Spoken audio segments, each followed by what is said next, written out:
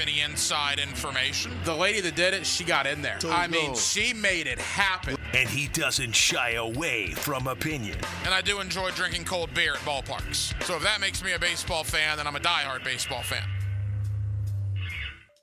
It's Hacker After Dark on 1010XL. And a very good Monday evening to you, Jacksonville. It is Hacker After Dark, 1010XL, 92.5 FM with Dylan Denmark. The Hacker Ryan Green with you. Glad you are with us as we embark on another week of sports talk here on Hacker After Dark, and a week that obviously will take a lot of self-reflection for the Jacksonville Jaguars, you, the loyal Jaguar fans, we here on 1010XL, because quite frankly, we were all wrong, ladies and gentlemen, and we're going to start figuring out why we were all wrong and what the next steps are, because yesterday sort of felt like the end, right? Like the last gasp, the death rattle, if you will, of the 2024 season.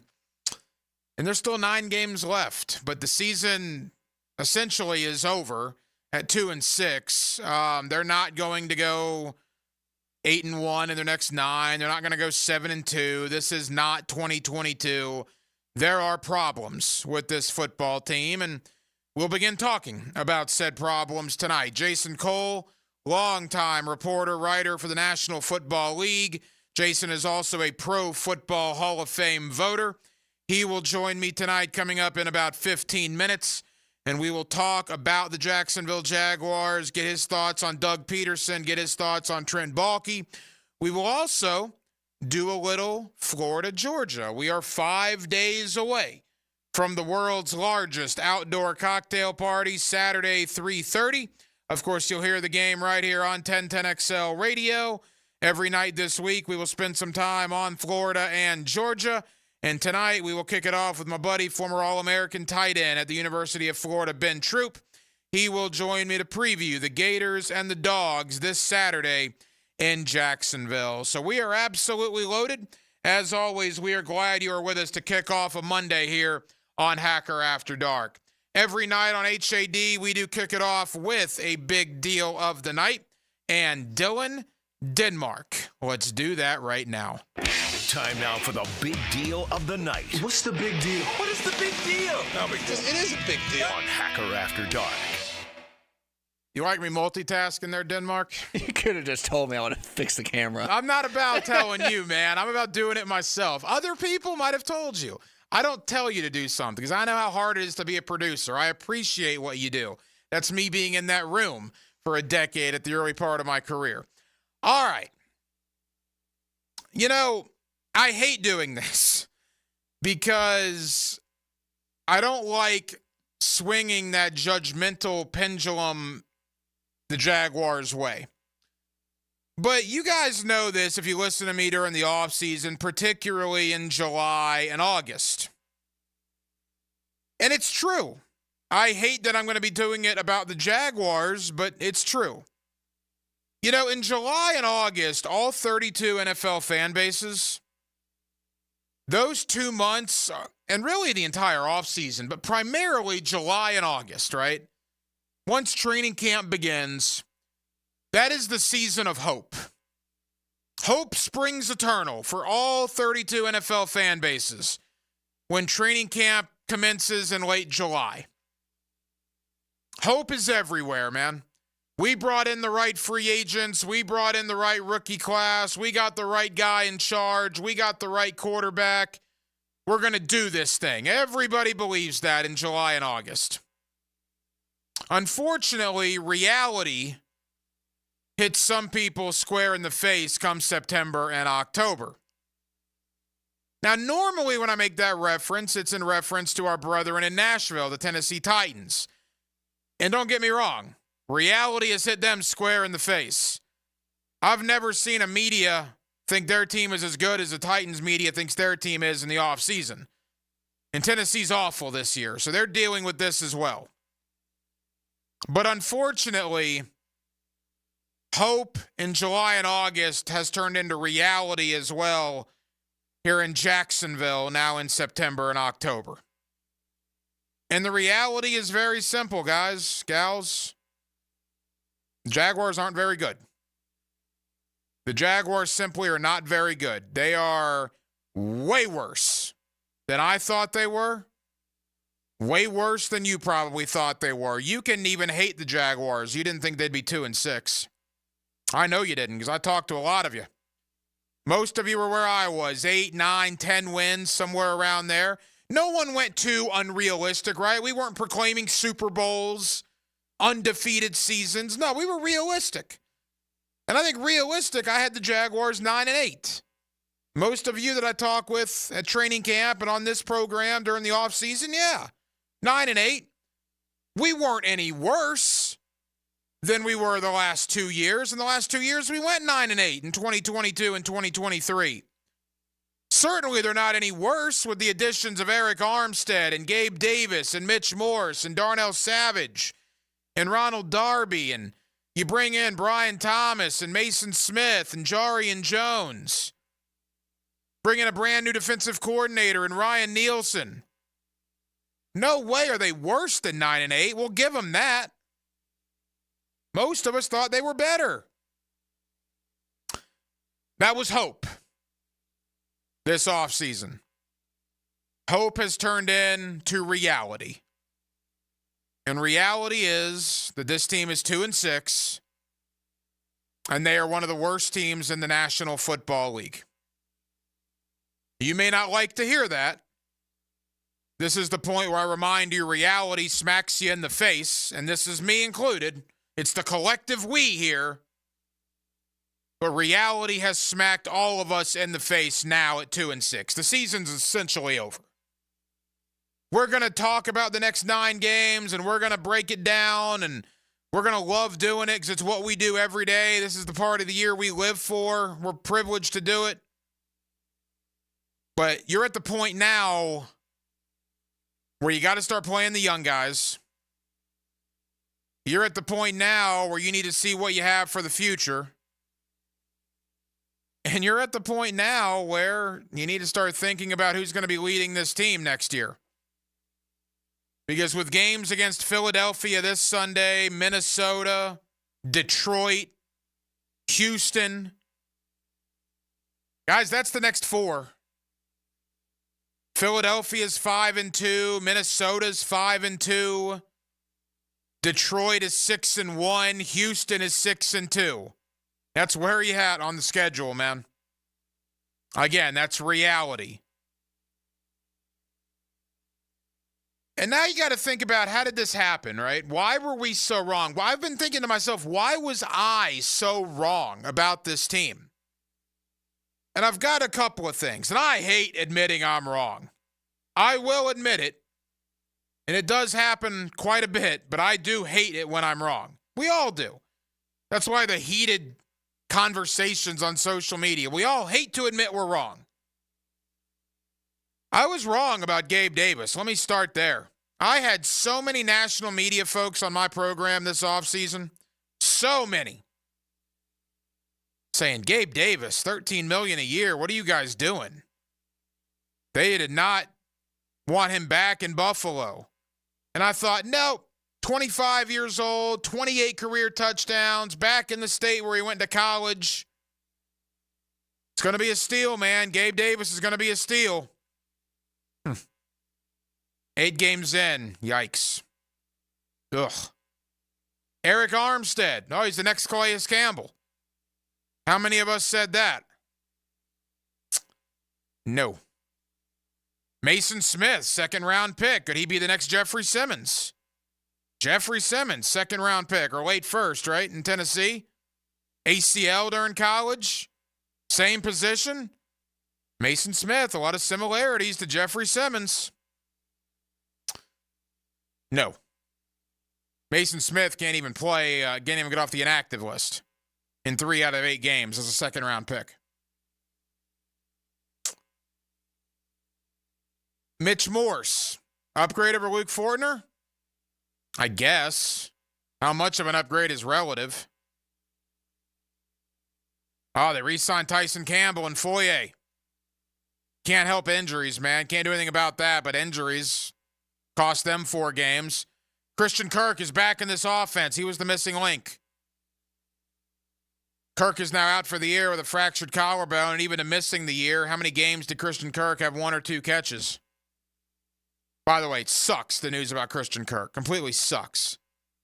You wonder if he's played his last game in a Jaguar uniform.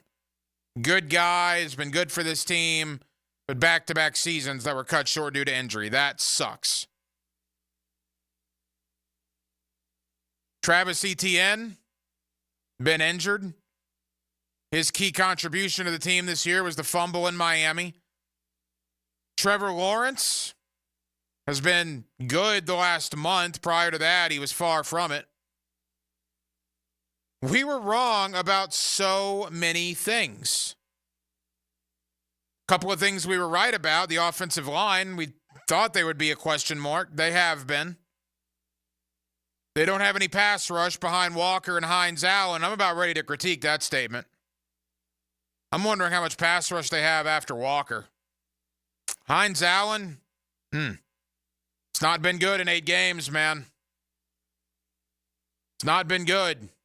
It's a bad look right now for Joshua Hines Allen. Now, I know that he's getting double-teamed a lot, and I know because they don't have a lot behind him, he's got to be out there a ton, or so you would think, although he does get breaks in Ryan Nielsen's scheme. But for a guy that's one of the highest-paid defensive ends in football, for a guy that had 17.5 sacks last year, I don't know. You tell me. It's left a lot to be desired the first 8 weeks this year. Trayvon Walker, on the other hand, has been good. Walker's been better than Hines Allen to this point.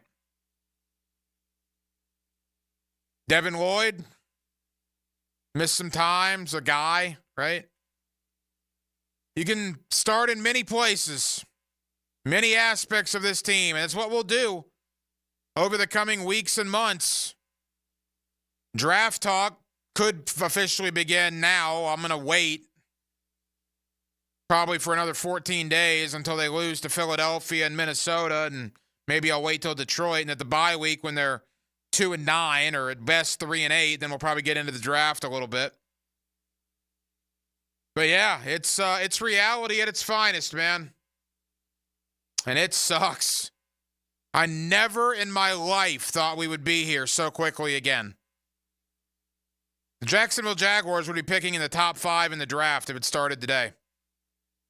And it is a tradition unlike any other here on Hacker After Dark. This is not all Shad Khan's fault. He spends a ton of money allowing free agents to come in here. Spends a ton of money to re-sign guys to extensions. Built that brand new Miller Electric Center as a focal point of the stadium of the future. Shad Khan, from that aspect, has been a terrific owner. On the field, he's made some bad hires. He's been too loyal. And since the beginning of 2012, 203 regular season games, the Jacksonville Jaguars have 62 wins and 141 losses. They've lost 141 times out of the 203 regular season games they've played as Shad Khan has been the owner. That speaks in and of itself, does it not? And you know what that is, ladies and gentlemen? That is the current reality for your Jacksonville Jaguars. Jason Cole, Pro Football Hall of Fame voters, covered the league for years. I'll ask him flat out what he thinks. Future of Doug Peterson, future of Trent Baalke. Thoughts on Trevor Lawrence? He's next. Hacker After Dark on a Monday evening in Jacksonville, Florida. We're glad you're with us. 1010XL and 92.5 FM. Everything you need to know about your hometown team. Jaguars Today. Go inside the Jags and the NFL every day from 10 to noon with Mike, Tony, and Jags Insiders. From the Renewal by Anderson Custom Windows and Doors Studios at 1010XL. Awaken 180 weight loss. Awaken 180 weight loss. Life-changing, life-saving, man. Can't tell you what they've done to my life. Prime example of that was out at the pumpkin patch earlier today with Little Hack. running around, having a good time, something that all fathers do, right? Well, I couldn't really do that 8, 9, 10 months ago. I was 317 pounds, man. I was in a bad way. Life was passing me by. I didn't know where to turn or what to do. It was miserable. Then I found Awaken 180 weight loss, and since February 20th, I've lost 108 pounds. I've gone from 317 to 209, and it's all thanks to the best weight loss program I've ever been on. If you need to lose 100 pounds, if you need to lose 20 pounds, any point in between, take it from me. I got my life back. Thanks to Awaken180weightloss.com. Awaken 180 Weight Loss. Trust me, they can change your life. If you are an experienced electrician looking for your next big opportunity, look no further than the Miller Electric Company, a trusted name in the industry for over 96 years. At Miller Electric, we tackle the biggest projects in the city, offering you the chance to showcase your skills on a grand scale. We believe in rewarding hard work with the best pay, top-notch benefits, and an unbeatable culture where people actually care about each other. Take your career to new heights with Miller Electric Company. Apply today at millercareers.com. Miller Electric, an equal opportunity employer. The 41st Annual Wave Masters Pro-Am Surf Contest, presented by Favor Gray, is Jacksonville's largest surf event and returning to the Jacksonville Beach Pier October 5th. 20 grand in cash given away for the Marker 32 Longboard Pro, the Taco Lou Men's Pro, and the US Assure Women's Pro. If you want to compete, enter at Sunrise or Aqua East Surf Shops today. The 41st Annual Wave Masters Pro-Am, presented by Favor Gray, October 5th at the Jacksonville Beach Pier. Come watch the best surfers in Northeast Florida compete. Mia here. When it comes to roofing, whether it be shingles, metal, or most repairs, there is one name that has protected your home since 1999. Pro-Jax Roofing. Serving all of Northeast Florida, Mike and his guys have been repairing and replacing roofs for 25 years. Need insurance help? Mike's team can help. Raised in a military family, Mike provides great attention to detail with unparalleled quality and workmanship. They also have warranties, so you can have peace of mind. Call Mike today for a free estimate or online at projaxroofingfl.com. Jacksonville, are you ready? The college basketball season is tipping off with an epic in-state showdown. The Florida Gators and South Florida Bulls go head-to-head in the Jacksonville Sports Foundation Invitational. Be there Monday, November 4th at Veterans Memorial Arena and witness this in-state rivalry live. Secure your seats now at Ticketmaster.com. It's Florida versus South Florida to start the college basketball season on November 4th in Jacksonville. Get your tickets now at Ticketmaster.com. Start your week by talking teal with Tony. Hall of Fame Monday with Tony Baselli. Monday mornings at 7:20 with Dan and Jeff on the drill. Brought to you by Heritage Roofing of North Florida. Hall of Fame Quality Roofing Solutions on 1010XL. Now that's what I call high quality H2O. If you want high quality water in your home at a fair price that won't scare you to death, then talk to someone who knows water and is not a pushy salesman. Contact your local water boy, Keith. I install premium equipment and can repair or even rebuild your existing system. In a business known for aggressive sales tactics, let me show you how my approach is different. If you've got any water problems, contact the water boy at waterboyjack.com. Googan Nation, it's Dreamfinders Danny Hicken here to tell you this is no dream. The folks at Dreamfinders Homes right now have an unbeatable interest rate for you. You may not think you can afford a Dreamfinders home. Well, think again. Take advantage of a 2.99% year one rate. I said it, 2.99%. 15 Jacksonville communities to choose from. Find that dream house and take advantage of an unbeatable rate. Move now, literally. Dreamfinders Homes, the official home builder of the Jacksonville Jaguars. Atlantic Self-Storage, the official storage partner of the Jacksonville Jaguars. Need to make room to watch football in your home or need a place to park your boat or RV? Store it all at Atlantic Self-Storage. Over 50 locations in Northeast Florida. 24-hour access, all with month-to-month leases. Moving? They can help with supplies. They make storage easy. Go to AtlanticSelfStorage.com or call 877-WE-STORE to find a storage solution near you. Go Jags! At Cannons of Jacksonville, they know that when you're towing anything, you gotta have products you can rely on. With over 50 years of fabrication expertise, the family at Cannons can repair or install precisely what you need to tow with confidence. Whether it's a heavy-duty hitch, trailer frame, gooseneck, tow bar, or any other towing accessory, Cannons will provide you with unmatched precision and durability. For all your towing needs, visit cannonsofjacks.com. where quality and customer satisfaction collide.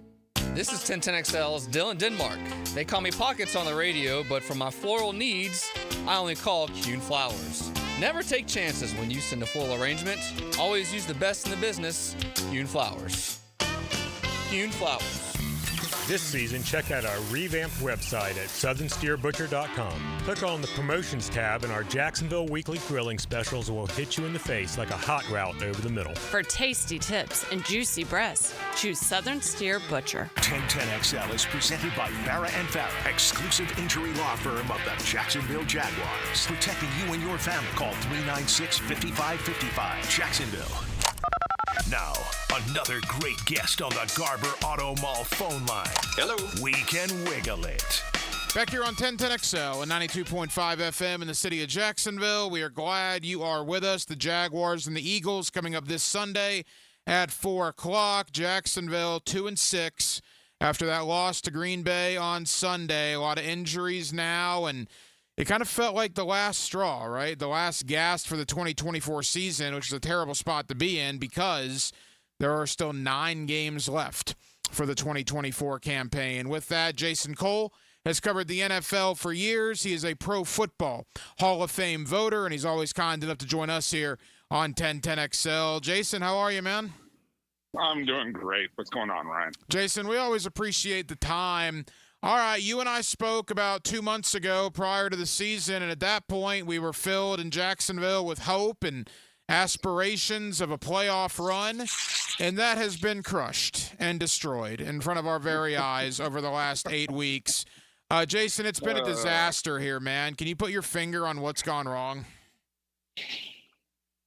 Oh, it's a lot of everything. I mean, I know that Trevor put up some good numbers yesterday when you look at the box score. And there's some big plays in there, and they made up, they put up the 27. That's enough that you should win the game, right? But there's still problems with Trevor. There's still a lot of problems on defense. I think there's a disconnect with the coaching staff and the front office. Sadly, this looks like it's a rebuild because I'm a Doug Peterson fan on a personal level. I really like Doug. But you got to win. And when you're handed the keys to a number 1 overall pick and the team has said, this is our guy by giving him that huge contract extension, it's got to work. So, I think everybody sees the writing on the wall. And even if somehow you were to say, okay, this team completely flips the script over, final 9 games of the season, somehow wins like 8 of those, gets 10 wins, somehow sneaks into the playoffs. Do you really look at this team and go, it's a serious contender with the Kansas Cities, the Baltimores, the Buffaloes, or even Houston in your own division? You say that this team is right there. Now, you might fool yourself into that. But if you're honest with yourself and you analyze, okay, first half, second half, what happened? You've got to come away from this going, this is not good enough. This does not work. And that's why you have to make a change. Well, there was a point yesterday when I was watching the Red Zone channel that every team in the NFL playing at 1 o'clock had scored a point, except the Jaguars, who hadn't gotten a first down yet. They did not get a first down until 6 minutes to go in the first half. I mean, just an absolute disaster on offense. And, Jason, you've sat in thousands of press conferences over your time covering the league. A couple of things stood out about Doug Peterson's presser after the game on Sunday. Number one, and a lot of people were making a big deal out of this here in Jacksonville. I want to get your take on it. He was asked a question about Trevor leading the team down to tie the game with a minute 48 to go. And instead of really answering the question about Trevor, he branched it out to how great the receivers were in backup roles that had come in due to injury, Evan Ingram making the catch in the end zone. He really didn't talk about Trevor in that final drive. And people here are gasping at straws, I guess, but they're wondering, well, you were asked about Trevor. You didn't commend Trevor. You commended everybody else. Should we read something into that? Well, with some coaches, I would. If this was a Nick Saban, if this was a Bill Belichick, I would definitely read into that. This is Doug Peterson, who sometimes gets lost on tangents. I know this, that, he starts thinking about a subject and just goes down that rabbit hole because he wants to compliment the other guys and get them involved. Now, he's also smart enough as a former quarterback to know it. So it could be easily. It could also not. Okay. It could just have been an oversight on his part. Like he got stuck there, thought he had answered the question, wasn't really even thinking about the question so much as, thinking about all the other things that had gone wrong. Or maybe he's thinking, what the hell am I going to do? This is bad. We got to turn this team around. It could have been 100 things going through his mind. You're not wrong to ask that question. You're not wrong to make that observation. All I'm saying is I don't have a definitive answer for you. Whereas on other coaches, I would have a more definitive answer where I'd say, yeah, that likely means this. With Doug, I'm not sure. Jason Cole, a Pro Football Hall of Fame voter, is with us here on 1010XL in Jacksonville. Jason, also, Doug Peterson used verbiage like heartbroken. The team is devastated about this loss. I mean, when you're using verbiage like that 8 games in with 9 games to go, that again, I mean, he's being honest, which I can appreciate that, but boy, devastated and heartbroken, that's probably not good lingo going to Philadelphia this Sunday. No, it's not, but it's honest. And I will say the one thing that you always know about Doug Peterson when you're dealing with him as a player is he's an honest guy. He's going to tell you what he thinks. He's going to put himself out there for you. The question always is that good enough for you to win? Does he do the things that are necessary? Like saying Andy Reid does, because, he's from that tree. And I think the answer at this point is no, he's not. Because his team has talent. We talked after the 2022 season, and all the markers were going up, right? Like you thought, this is the right direction. It's not happening. And again, I put a lot of that on Trevor Lawrence, because I really honestly think that Trevor Lawrence, well, I don't think he's a bad guy. He's not evil. He's not lazy or anything. I don't think he knows what it is to be a quarterback of an NFL team and to hold people responsible and to hold a standard and to be that standard of the work that it's required to put in. And again, it's a really fine line because, again, I'd say he's not lazy, but I don't know that he knows how hard this really is because, frankly, it came to him so easily. He was good, from Jump Street. He's always been considered the best guy at this position. He was essentially Joe Namath and John Elway put together coming into Clemson, and then, that guy coming back out. And when that happens, sometimes you think, oh, I don't have to do this. I don't have to do that. I've got that under control. When, in fact, you really don't. And I come back to that story that I talked to you about probably, last 6 months, last 9 months, where he was asked about a play by scouts. And he couldn't recall the play. Where that's the kind of thing that when you talk to guys like Tom Brady and Aaron Rodgers and Peyton Manning, Alex Smith, any of those guys, they recall plays like they've got a Rolodex in their head, like it's a computer there saying, yeah, I know this, and this happened. Trevor's not that guy. And so I always wonder about that. And when you mix it in with a coach who may not be that guy and mix it in with a GM who may not be that guy, you got a trio of guys who are not that guy.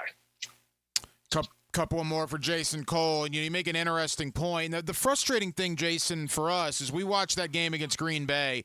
They lost 3 wide receivers due to injury. Now, Christian Kirk looks like he's going to be gone for the year. That's the report that's out. Brian Thomas, we don't know. Gabe Davis, we don't know. But all 3 guys were out in the fourth quarter. Jaguars are down 10 with 6 minutes to go. They got Parker Washington and Tim Jones and Evan Ingram and Britton Strange out there. And Trevor drives them down to get 10 points to tie the game in a 5-minute stretch. Yet this is also the team that in the first half, with their complement of healthy starting wide receivers, couldn't get a first down for the first 25 minutes of the game. I mean, how do you explain that? Well, I think that's what I'm trying to get at. I mean, my whole point is, like, you have to execute and take care of games right from the start. And you can't wait for, it's a moment of urgency. The urgency has to start like on Tuesday for a Sunday game. And you have to be getting ready and focused and say, okay, we have to maximize these opportunities right now. We can't go, 24 minutes without getting a first down. That's just not reasonable, let alone not getting points, right? And we can't just say, we'll win it in the last 10 minutes. There are too many guys like that. Because those last, down 10 with that amount of time, that's where the urgency takes over in athletes. And they say, I got to put it all out there. I got to, no. The urgency's got to be there from the beginning. And that's part of what I think Trevor doesn't have. And it's part of what Doug is not getting out of him. And it's part of what Trent is not, surrounding, him with guys who push him to be like that. Because if you don't have it from your quarterback, it has to come from another guy. I mean, like, you look at the Pittsburgh Steelers back in the 70s, Terry Bradshaw wasn't that guy, despite all of his ability. He wasn't really the leader of that team. Joe Green was the leader of that team, and Joe Green was the guy who put his foot on people's throat on his own team to say, we got to play better, and demanded better. So that's what I'm getting at. That's what you have to have within your team. You have to have guys like that, especially if your quarterback is not that guy. But yeah, it's really complicated. Ultimately, it means I think the GM and the coach have to go because you're not getting rid of the quarterback. Final moments with Jason Cole, and that's exactly where I was going. Obviously, your opinion and conversations you've had league-wide, you do believe Balky and Peterson are in trouble here? Yeah, I mean, well, there's no choice. I mean, the owner said we should be a playoff team, basically. I mean, I don't know that he said those words exactly, but that was the expectation. He told everybody this is a great roster. I don't think it's a great roster. I think it's a good roster. I think there are elements of that team where you go, I can see a winner. And again, it starts with the quarterback because he's got ability. But, the urgency, the intensity, the overall depth of the roster, and all these things that we talk about, it's not there. They're not demanding it of themselves. And it's not being demanded of them by the critical people who run the organization on a day-to-day basis. If they do let go of Doug Peterson, in your opinion, is Ben Johnson the first phone call? Does he need to be the first phone call? Yeah, I would say Ben's done a great job with a quarterback who has some similarities with what we're talking about, Jared Goff. Now, Jared Goff's a little bit tougher and nastier, but he has his flaws, and Ben Johnson has solved those flaws. I would also say Jared Goff is not a natural leader of men as a quarterback, but they have a lot of other guys who are. So, I think Ben Johnson probably has an understanding of how you have to put this together. He's not Dan Campbell, who, players are drawn to Dan Campbell. I think Dan Campbell's got a little bit of goofiness, but he learned from his previous experiences and has a plan. And that plan works with his personality very, very well. And Ben Johnson is a cog in that plan. So, yes, that would be a primary call I would make. look, I'd call Belichick. You would? Absolutely. You know, because Belichick is going to tell Trevor exactly how it's got to be. And Trevor's going to get in line. But, you know, you have to sit there and say, we have the parts of a winning team. How do we maximize these parts? You know, because this is a team that should win in the next 2 to 3 years. It's not a tear down rebuild. It's, there's some guys who have to go, but there's talent on the roster. It's not perfect, but there's talent there. And you should want to sit there and say, we got a 2 or 3 year window. Now, I think that Shad would be smart enough to get out of Bill's way. Now, Bill may say, look, I'm not doing the overseas thing. You know, I'm not doing that. I want to go to a place that I want to stay in the Northeast, you know, which might be Buffalo or the New York Giants. Who knows? But I wouldn't be afraid to call Belichick at all. Wow, could be a really interesting offseason here in Jacksonville. And, of course, you look at their upcoming schedule with Philadelphia, Minnesota, and Detroit in the next 3. It could be a very long next month for the Jacksonville Jaguars. Jason Cole has covered the NFL for years. He's got many books out. He's a Pro Football Hall of Fame voter. Jason, what's in the next comings for you, man? You got another book coming out, or what's going on there? Yeah, I'm finishing up a book right now. It's not football related.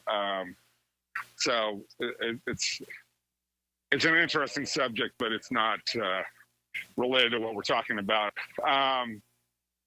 And I do have a really cool project that I'm going to be trying to sell here in the next couple of months.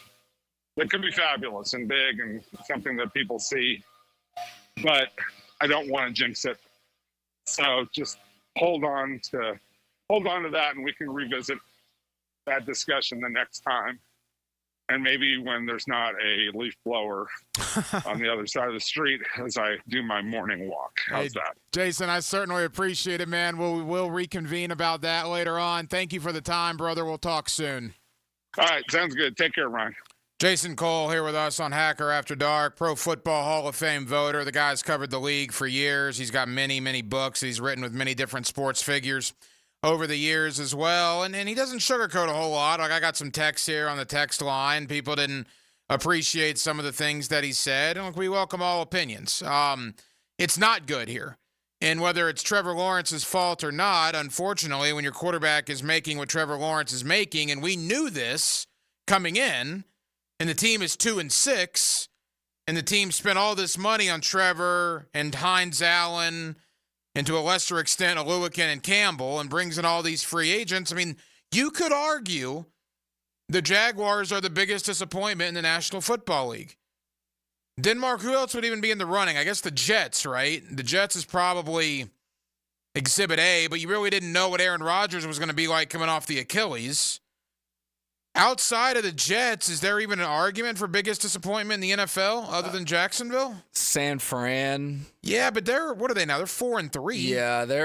Yeah, Dallas is 3-4. They're probably a disappointment. Yeah, those two. But yeah, for the teams that were expected to be in the playoffs and aren't even close, definitely the Jets wanted Jags too. I mean, the Jaguars are picking number 5 in the draft right now. I think the Jets are actually in front of them.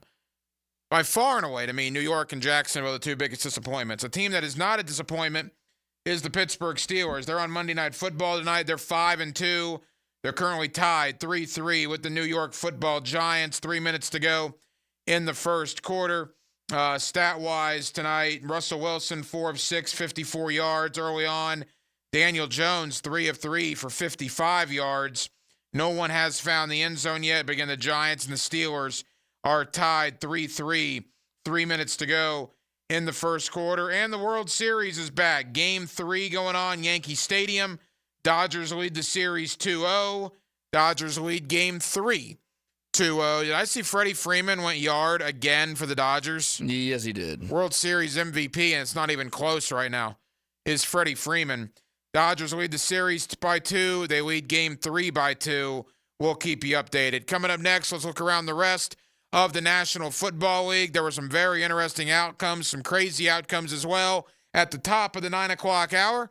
my buddy Ben Troop, former All-American tight end at the University of Florida, as we will talk a little cocktail party. We're 5 days away from the Gators and the Bulldogs. We'll have former Gator tight end Ben Troop with us in less than 20 minutes. Monday evening, Hacker After Dark. Glad you're with us. 1010XL, 92.5 FM. He'll cross the line into the danger zone so you can be informed from the safety of home. Out here, it's military law, and I'm in charge of enforcing it. His car line takes you behind enemy lines. Brought to you by Pella Windows and Doors on 1010XL. I'm here with Danny Van Sickle, director of the Electrical Training Alliance. Danny, tell me about your program. Hey, Rick, we're a 5-year electrical apprenticeship. Our students start out making over $40,000 a year, and right now graduate making over $90,000 a year, including benefits. There is no tuition or no student debt. You just have to apply and get accepted. Did you say no tuition and no student debt? You heard that right, Rick. Once you're accepted to the program, your only cost are the books and the course fees. About $800 a year. That sounds like an amazing opportunity. How can I learn more? Just go to etajax.org, and you can apply there. Apply by November 7th. Bueller Air and Plumbing presents Are You Cool? Today's contestant, a gravy taster from Jacksonville, Florida, me, Dennis Mosley. Hi, Ken. Okay, Dennis. 100 plumbers surveyed, top answer on the board. What does it mean if someone says your home has hard water? It's made of ice? Let's see, hard water. Oh, is it club soda mixed 4-to-1 with vodka? Last chance, Dennis. What is hard water? Oh, is it that lime scale stuff that makes my taps all crusty? That's right, Dennis. And a water treatment system from Bueller Air and Plumbing will eliminate troublesome lime scale deposits that can ruin your expensive appliances and let your neighbors know for sure that you are cool. I wonder if I can get me a gin and tonic faucet. Stay cooler with Bueller. Visit BuellerAir.com. The smarter way to clean your floors. It's time to make the swap. Swiffer Power Mop. Introducing the new Swiffer Power Mop, the all-in-one tool that gives you a mop and bucket clean in half the time. The solution's built right in, so no heavy bucket, and the pad has hundreds of scrubbing strips to get deep into grout. Don't mop harder, mop smarter. Swiffer Power Mop. Swiffer Power Mop. Ride the hurricane wave as the storm brews in South Beach. Keeping you closer to the U with news and notes from the Orange and Green on the Hurricane Report on 1010XL. Brought to you by Performance Painting. Prepare, protect, preserve. Hey, Hicken here with a message from Zero Res. Can you believe they've been cleaning carpets in Jacksonville now for 20 years? Dave Benyon, his family and staff are so grateful of things and appreciate you, their great customers. In fact, October's birthday month for Zero Res. So what are we doing for customers? Just say happy birthday, Zero Res, and we'll give you $50 off. That's $50 off carpet, tile, and grout, upholstery, or area rugs. Zero Res, man. Spell it forwards or backwards. Zero Res. It's the right way to clean. Zero Res.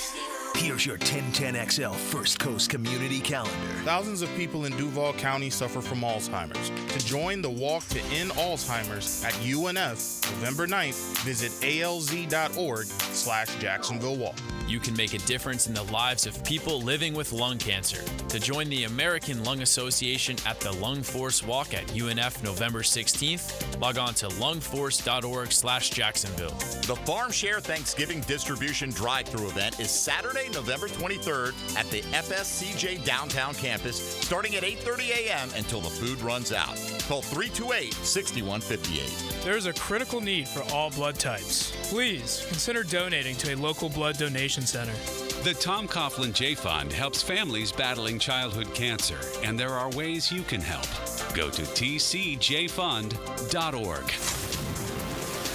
You can find out how to share your community event at 1010XL.com. Hey Googans, Dr. Chris Kopp, PT here with Premier Physical Therapy of Jacksonville. Is pain interfering with your life?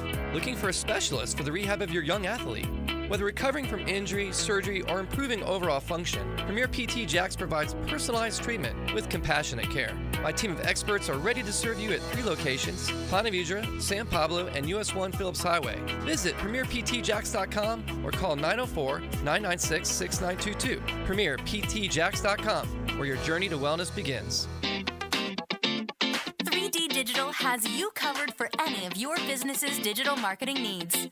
From producing award-winning videos to getting those digital ads to follow your customers around the internet, our team has your back. Visit 3ddigital.com or give us a call at 904-712-4004 to schedule a free consultation today. 904-712-4004. This is Keith Scott with Veterans Wholesale Cabinets. We are Northeast Florida's cabinet experts and your best option to elevate your home improvement project for both homeowners and contractors, and attention to detail to every project. VeteransWholesaleCabinets.com. If your IT, data security, and your office copiers are operating perfectly, you must have hired ABS, Advanced Business Solutions, as your technology partner. Advanced Business Solutions.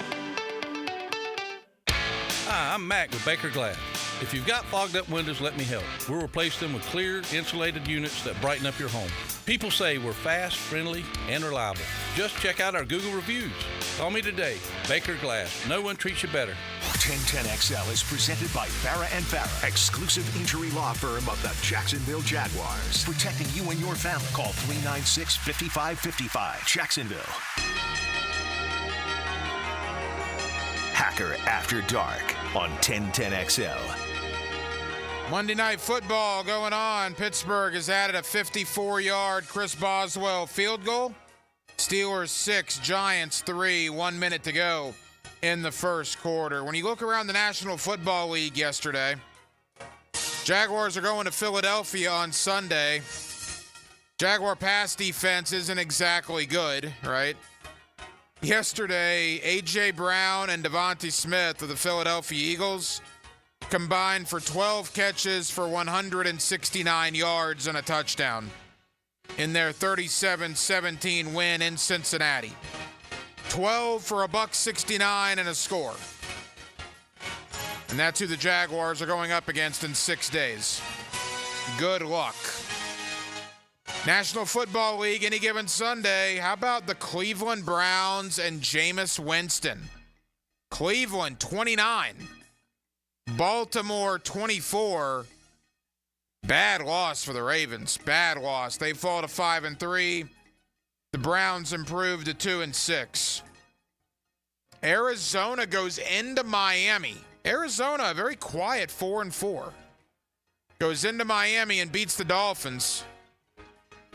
It's worth pointing out, Miami has 2 wins on the year. They've had injury problems. Cleveland also with just 2 wins on the year. Of course, they both beat the Jaguars. But Arizona, that's a good win, man. That is a good win. The New England Patriots over the New York Jets. Gerard Mayo calls his team soft after the loss to Jacksonville in London. They come back out 7 days later and beat Aaron Rodgers in New York in the final moments. How about Raheem Morris and the Falcons? Remember when that hire was made? People were like, what are you doing? Raheem Morris, they're 5-3. First place all by themselves in the NFC South. They've beat Tampa Bay twice, so they got the tiebreaker on the Bucs now. Falcons looking good. 5-3, a 31-26 win in Tampa yesterday. Chargers over the Saints, 26-8. Saints are bad. Saints are really bad. They're 2-6, but you could argue they might be the worst team in football. It's either them or Carolina. They are not good right now. Speaking of Carolina, Denver takes care of them, 28-14. Denver may be the worst 5-3 team I've ever seen. I don't think Denver's any good at all. But they're 5-3. Give them that. Kansas City over the Raiders, 27-20. How about this stat? I was stunned to see this. First time in his career that Mahomes has started a year 7-0. First time ever in the Hall of Fame career of Patrick Mahomes that he started a year 7-0. San Francisco over Dallas last night. Dallas awfully disappointing at 3-4. They're going to start swarming around Mike McCarthy sooner rather than later if this doesn't change very, very quickly. And give it up to San Francisco, man. Just a ton of injury problems. McCaffrey, Ayuk, Kittle's missed time. And they're 4-3. Big win over Dallas last night. Play of the year, the Hail Mary. The Washington Commanders over the Chicago Bears. Hail Mary into the game. Commanders 6-2. Dan Quinn, coach of the year to this point. That's not even close. Jaden Daniels, rookie of the year to this point? Yeah, probably. Commanders got it right so far, 6-2, biggest turnaround of the year.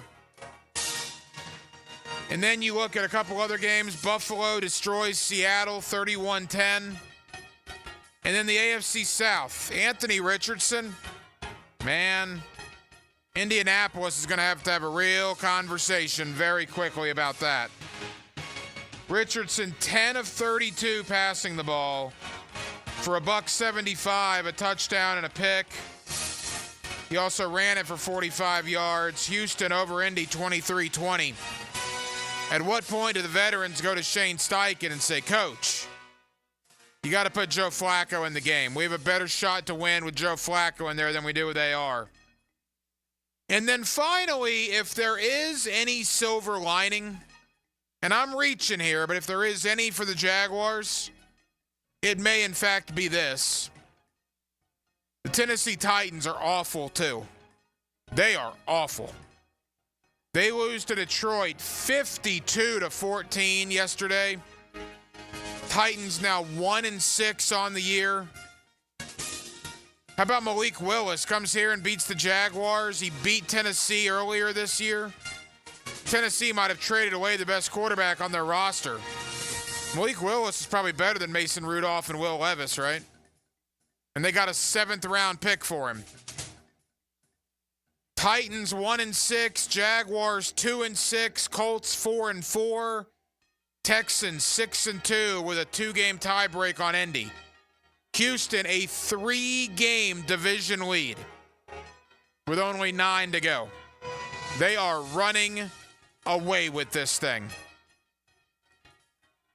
That's the NFL Rewind for you here on a Monday night edition of Hacker After Dark. Coming up next, there is a cocktail party here in Jacksonville. I've been told it's the world's largest. Let's talk Georgia. Let's talk Florida. Saturday, 3:30. Let's do it with a man that's played in this game. Former All-American tight end at the University of Florida, Ben Troop. He joins me next. Monday night, Jacksonville, Florida.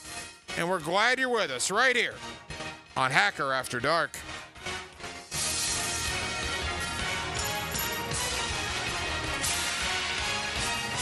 Here we come.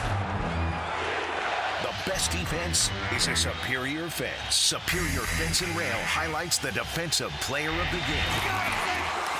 On 1010XL, Superior Fence and Rail, where quality matters. Now you can watch 1010XL shows all day on X, Facebook, and YouTube. Brought to you by MyBookie. Experience Vegas from the comfort of your phone anytime, anywhere. Sign up today. Use promo code 1010XL. Are spooky plumbing problems haunting your home this Halloween? Don't be scared. Call Duck Duck Rooter, your ghost-busting plumbing heroes. Hi there, I'm Brian, your friendly plumber. Is your toilet making ghostly groans? Or is your sink dripping like a vampire's fangs? Don't let plumbing problems give you the heebie-jeebies. Call Duck Duck Rooter at 904-862-6769 and chase those spooky issues away. Duck Duck Rooter, because even plumbing nightmares deserve a happy ending. Quacktastic service guaranteed. Hello, First Coast. I'm sure by now you have seen our bright green GFL trucks and containers throughout the greater Jacksonville area. We're an industry leader in solid waste and would love the opportunity to earn your business. We're committed to customer service, reliability, and have an unwavering focus on safety. Whether commercial or construction, let us haul your waste away. Call 904-760-5880 to get a quote today from GFL, Green for Life. Hacker here, and guys, the countdown is over. I didn't just hit the 100-pound mark. I blew past it thanks to Awaken 180 weight loss. 107 pounds gone just like that. More weight than a quarter keg of beer. Speaking of beer, here's where it gets fun. We're throwing a big celebration at Mr. Chubby's Wings in Ponte Vedra Beach. Yeah, you heard that right. A weight loss party at Mr. Chubby's. The irony's juicier than their wings, but here's the thing. I can celebrate at Mr. Chubby's and still keep the pounds off. If you didn't know, yes, wings are still on the menu while losing weight with Awaken 180 weight loss. Join me in 1010XL on November 9th for the Florida and Texas game, and you could win a spot at my table. Food is included. There'll be ticket giveaways and more for the celebration. If I can shed a whole Mr. Chubby and still throw a party at one, what's holding you back? Call Awaken 180, 844-346-1800, or hit up Awaken180weightloss.com, and let's get it done. If you're tired of your fence looking like a bad hair day, well, it's time for a fence makeover with Superior Fence and Rail. They'll make your yard the talk of the town with a new fence installed by their expert team. Your fence is fantastic. My fence is giving all of my neighbors some serious pick and envy.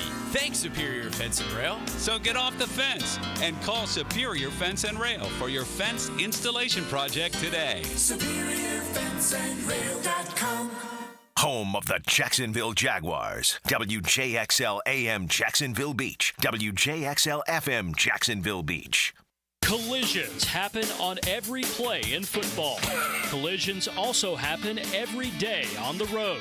If you need auto body repair, from a $30 job to a $30,000 job, trust San Jose Collision in Mandarin.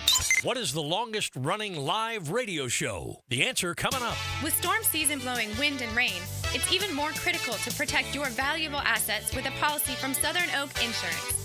Ask your agent about Southern Oak today. Our family protecting yours. Southern Oak Insurance. The longest-running radio program is the Grand Ole Opry, broadcast on WSM Radio since 1925, almost 100 years ago. Southern Oak Insurance, our family protecting yours. The Florida Theater welcomes the remarkable Luis Elizondo November 8th, the former head of the Pentagon's UFO program and a #1 New York Times bestseller, shares his incredible insights into the unexplained. Dive deep into the mysteries of the universe and explore the truth behind UFOs like never before. It's your chance to experience a captivating evening filled with intrigue and discovery. Luis Elizondo, November 8th. Get your tickets today at floridatheater.com. The holidays are about family. And tradition. And being with the ones you love. From our family to yours, happy holidays. Farrah and Farrah. Here for you, here for good. Jacksonville. Bull riding.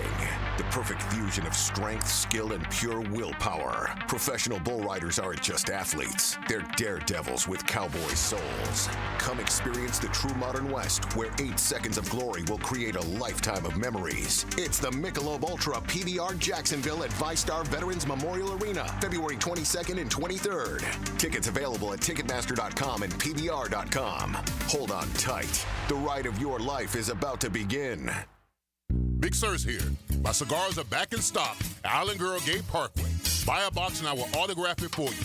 Island Girl Gate Parkway is the place to enjoy a great cigar selection, a full bar, enjoy a daily happy hour from noon to 7 and all day Sunday. Enjoy college and NFL games from noon to 6. When you buy 5 cigars, you get 1 free. Plus, live music Friday and Saturday nights. For upcoming events, follow Island Girl Gate Parkway on Instagram and Facebook at islandgirl.gateparkway. Mia here. When it comes to roofing, whether it be shingles, metal, or most repairs, there is one name that has protected your home since 1999. Pro Jax Roofing. Serving all of Northeast Florida, Mike and his guys have been repairing and replacing roofs for 25 years. Need insurance help? Mike's team can help. Raised in a military family, Mike provides great attention to detail with unparalleled quality and workmanship. They also have warranties, so you can have peace of mind. Call Mike today for a free estimate or online at projaxroofingfl.com. 1010XL is presented by Farrah and Farrah, exclusive injury law firm of the Jacksonville Jaguars. Protecting you and your family. Call 396-5555. Jacksonville. Now, another great guest on the Garber Auto Mall phone line. Hello. We can wiggle it. Back here on 1010XL and 92.5 FM in the city of Jacksonville, we are glad you are with us. Florida, Georgia, Saturday, 3:30. Of course, you'll hear the game right here on 1010XL. Georgia comes in as the overwhelming favorite, top 5 in the country. Florida, although, is coming off their biggest win of the year and one of the biggest wins in the Billy Napier era, absolutely destroying Kentucky their last time out. Let's talk to a man that knows all about the world's largest outdoor cocktail party. He was an All-American at the University of Florida at the tight end position. That's my buddy Ben Troop, and he's always kind enough to join us here on 1010XL. Ben, how we doing? Man, we're doing good, Ryan. We made it. I mean, I would love for my Gators to be, more in the top 5, top 10. But I do agree with your sentiments. Them playing well. Hopefully, we'll make this game in Jacksonville a lot more interesting come Saturday afternoon. Ben, the last time you and I talked, Florida was 1-2, and Billy Napier was a dead man walking. And in the last 4, Mississippi State, UCF, Tennessee, Kentucky, they're 3-1. You could argue they should be 4-0. They kind of let the Tennessee game get away. But even so, the team is playing hard. The team is battling. Billy has not lost the locker room. And I think there is something to be said for that. Well, I would say this, Ryan, about it. I think it's been an execution because people be saying, oh, what happened? What changed? And I said, well, the players didn't change. You can't change up the playbook. Yes, Graham Mercer's out for the year. Now DJ Lagway is going to be the guy. Defense is playing way better than they've been. And thank God you don't judge a team from the first couple of weeks of the season. Texas A&M has proven to be a lot better than people thought they would be. Tennessee has proven to be a lot better this year. But I think for Florida, they're playing with confidence. They playing with a belief in each other because I do believe those players believe in Billy Napier. But just like I know, Ryan, you could be the best coach person in the world. If you're not winning, no one's going to believe in what you're doing. He is winning right now. Yes, the gauntlet is still out there as far as like the team's coming, but no greater test of where you are as a program, as a culture, as a team than the Morris Mathis. Well, and the thing is, and that's exactly right. I mean, Georgia's obviously the overwhelming favorite, but I can't be a hypocrite. I sat here and talked to you this offseason, and I've said almost every night on my show coming into the year that, look, realistically, I would take 7-5, and I would head for the hills if I'm the Gators. And if I don't think they'll get to 7, I think they might get to 6. But I also said if they're winning games and if they're showing improvement, and clearly, like you just said, from where they started in late August and early to mid-September to where they are now, they have absolutely shown improvement. They're absolutely winning games. Now, if they go out there and they get crushed the next couple of weeks, that conversation will change again. But for the here and now, with all the noise that's been in the system, I almost commend Billy Napier for keeping this team together. He's done a great job. He really, really has. Because I think the hardest thing in life, when you start talking about sports, is where you coach. And I don't know if there's a harder coaching job in the world, than the University of Florida, because you cannot hide. You're at the flagship university in the state of Florida. You're at one of the premier schools, in college football. You're in the SEC. But if you're not winning, it is dismal. And I think the thing about what Billy Napier has found a way to do is to say, look, I'm not going to be a media darling. I'm not always going to be, forthcoming when it comes to my answering questions when it comes to the media. But having a DJ Lagway gives you a lot of pull when you talk about the fan base, when you talk about the team, when you talk about the city of Gainesville, because the young man is talented enough to boost, the play of all those around him. And yeah, he's only 19 years old, just had a 19th birthday, but the way he plays. Now, I'm gonna keep saying this. Football is like fights. It's not about how many games or fights you had. It's who you fought. You're not going to get a better opponent than Georgia. And like you just said, Ryan, all the good stuff you've done is great as long as you don't lay an egg or look like none of that progress shown any life on Saturday. So 3:30 on Saturday going to have a lot to do with it's not going to make or break the season, but what is going to hurt Florida more than anything, it's not what they've done. It's a team like Vanderbilt. You look at what Vanderbilt has done thus far this season, how they played, how they played Texas and probably should have won, how they beat Alabama, which I don't know if Florida will beat Alabama this year. I think teams that's not supposed to be good, that are actually already almost bowl eligible, is what's going to help Florida. I'm not going to talk about a team out there in South Florida, and May God bless that team over there, on the Panhandle. Florida going to have to find a way to look like a formidable opponent against Georgia, because like you said, if they don't, it's going to be much ado about nothing, because all people going to go back to is the Miami game and the Texas A&M game if it does indeed look like that come this Saturday. Ben Troop was an All-American tight end at the University of Florida. He's with us here on 1010XL in Jacksonville. Of course, the Gators and the Bulldogs this Saturday at the world's largest outdoor cocktail party. Ben, your assessment of DJ Lagway now as the full-time starting quarterback? I like what I've seen from this standpoint, Ryan. Most of the time, the reason why I don't like watching these young men in high school is because if I'm just better than everybody around me, I know what I'm looking at, but I can't get a full assessment. He's a gunslinger. And let's face it, Florida, outside of Kyle Trask, those couple of years he had, with Kyle Pitts and Kadarius Toney, and Grimes and those guys, this guy wants to push the ball down the field, and he's going to push it down the field. Now, I know he's 19. He's learning how to stay out of harm's way, but he's a big body guy, 230, 240 pounds. But his deep ball is about as pretty as you get in the country, because just like I know, Ryan, you watching the game to see these quarterbacks make throws that no other quarterback can make in college football. And right now, him and Badger, they got something going. When it's supposed to be all about Wilson this year, it's been about Badger. It's supposed to be all about anybody not named Badger or DK and those guys. He's got a nice rapport. But what I like the most about DJ is he's a really, really good teammate. He didn't make waves. He knew he was going to be the guy. And he knew his time was supposed to be in 2025, but he went through some growing pains first game of the year, and he's shown a lot of promise. I like the greatest thing about DJ Lagway is he's a gamer, and he gonna put you in a position to win games, but don't mean a thing until you do against a team like Georgia. He gonna grow up a lot in front of our eyes come Saturday afternoon. Yeah, the next couple of weeks, Georgia, Texas, LSU, Ole Miss. I mean, good grief. I remember the Orange and Blue game in April. I knew a lot of the freshmen that Florida had brought in, and I remember the name Jaden Baugh because they flipped him. I believe he was committed to Arkansas at one point. And I remember talking about him, but didn't think much of him, because everybody's talking about Lagway and, McCray from Daytona. And then Baugh at the Orange and Blue game was obviously one of the stars. And that got him on the radar. And what really got you on the radar now, Ben, is when you score 5 rushing touchdowns in an SEC game, which is what Jaden Baugh did the last time out. I mean, what a game that young man had. For all the star power that Lagway has at quarterback, boy, Jaden Baugh was ridiculously impressive in that game against Kentucky.